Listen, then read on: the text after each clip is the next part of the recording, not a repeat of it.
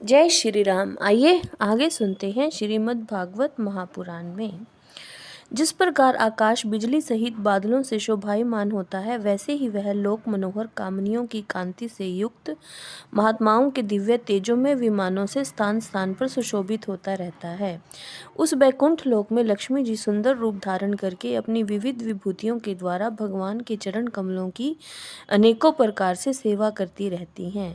कभी कभी जब वे झूले पर बैठकर अपने प्रियतम भगवान की लीलाओं का गायन करने लगती हैं, तब उनके सौंदर्य और सुरभि से उन्मत्त होकर भौरे स्वयं उन लक्ष्मी जी का गुणगान करने लगते हैं। ब्रह्मा जी ने देखा कि उस दिव्य लोक में समस्त भक्तों के रक्षक लक्ष्मीपति, यज्ञपति एवं विश्वपति भगवान विराजमान हैं। सुनंद, नंद, प्रबल और अहरण आदि मुख्य मुख्य पार्षदगण उन प्रभु की सेवा कर रहे हैं। उनका मुख कमल प्रसाद मधुर मुस्कान से युक्त है। आंखों में लाल लाल डोरियां हैं, बड़ी मोहक और मधुर चितवन है। ऐसा जान पड़ता है कि अभी अभी अपने प्रेमी भक्त को अपना सर्वस्व दे देंगे। सिर पर मुकुट, कानों में कुंडल और कंधे पर पीतांबर जगमगा रहे हैं। एक सुनहरी रेखा के रूप में श्री लक्ष्मी जी उनके हृदय में विराजमान है और सुंदर चार भुजाएं हैं। वे एक सर्वोत्तम और बहुमूल्य आसन पर विराजमान हैं। पुरुष प्रकृति, महत्व, अहंकार, मन, 10 इंद्रियां, शब्दादि 5 तन्मात्राएं और पंचभूत, ये 25 शक्तियां मूर्तिमान होकर उनके चारों ओर खड़ी हैं।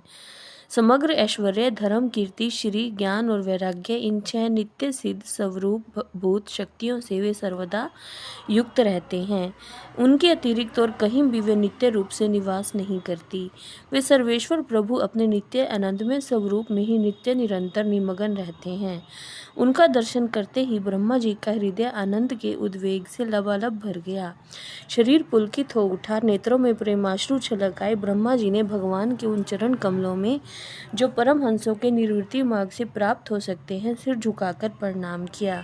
ब्रह्मा जी के प्यारे भगवान अपने प्रिय ब्रह्मा को प्रेम और दर्शन के आनंद में निमग्न शरणागत तथा प्रजा सृष्टि के लिए आदेश देने के योग्य देखकर बहुत प्रसन्न हुए।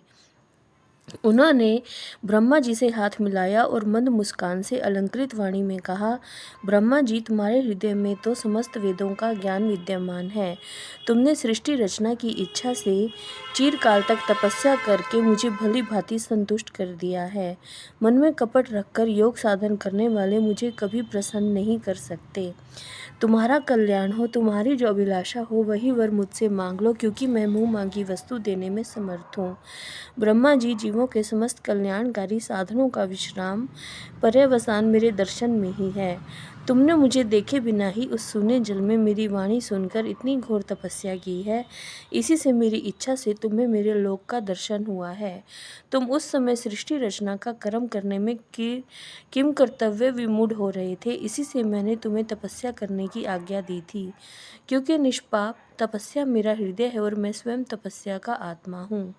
मैं तपस्या से ही इस संसार की सृष्टि करता हूँ, तपस्या से ही इसका धारण पोषण करता हूँ और फिर तपस्या से ही इसे अपने में लीन कर लेता हूँ।